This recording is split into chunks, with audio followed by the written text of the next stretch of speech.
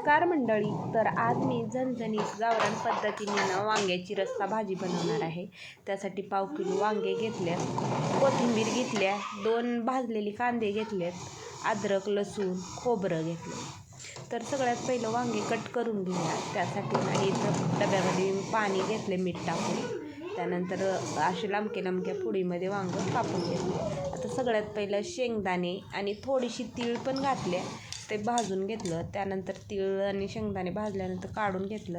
लगेच खोबरं पण परतवून घ्यायचं. परतवलेलं खोबरं आणि त्याच्यामध्ये 1 चमचा होईल इतकं धने घालायचे.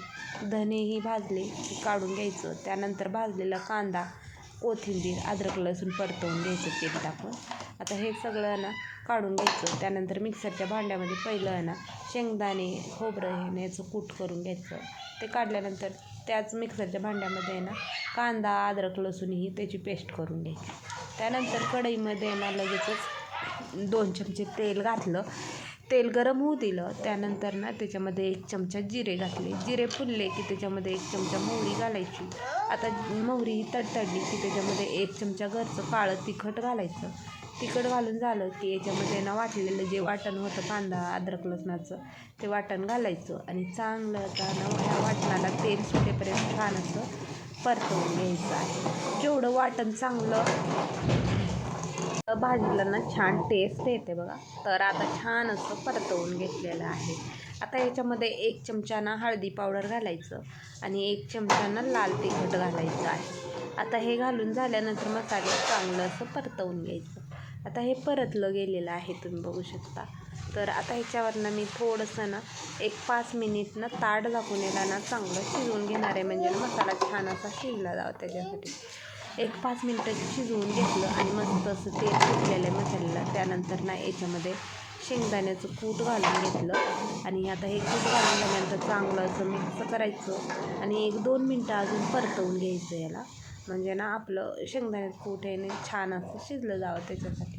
त्यानंतर थोडंसं पाणी पण घालायचं म्हणजे छान असं चिटकणार नाही खाली आणि छान असं शिजलं जाईल. आता हे बघू शकता या मसाल्याला तेल सुटायला लागलेलं आहे. त्यानंतर आता याच्यामध्ये वांग्याच्या फोडी घालायचं. आता फोडी घालून झाल्या की छान अशा परतवून घ्यायच्या फोडी. आता परतवून झालेले आहेत, तुम्ही बघू शकता. आता याच्यामध्ये वांगं शिजणे इतकं जसं आपल्याला रस्सा लागणार आहे त्या हिशोबानं याच्यामध्ये पाणी घालून घ्यायचं आहे. त्याबरोबर चवीनुसार मीठ घालून घेऊया. आता मीठ घालून झाल्यानंतर पाणी घालून घ्यायचं. आता पाणी घालून झाल्यानंतर आता ह्याला छान असं 1-10 मिनटं छान सळसळून ह्याला उकळी आणून द्यायची आहे. तर आता ह्याला छान असं 1-10 मिनटं शिजलेलं आहे, तुम्ही बघू शकता. आणि छान अशी वांग्याची झणझणीत रस्सा भाजी तयार झालेली आहे. तुम्हाला जर माझ्या अशा साध्या सिंपल रेसिपी आवडत असतील तर व्हिडिओला लाईक करा, कमेंट करा, शेअर करा. वरून बारीक चिरलेली कोथिंबीर घातलेली आहे आणि मस्त असं गरम गरम भाकरीसोबत खायला घ्यायचं.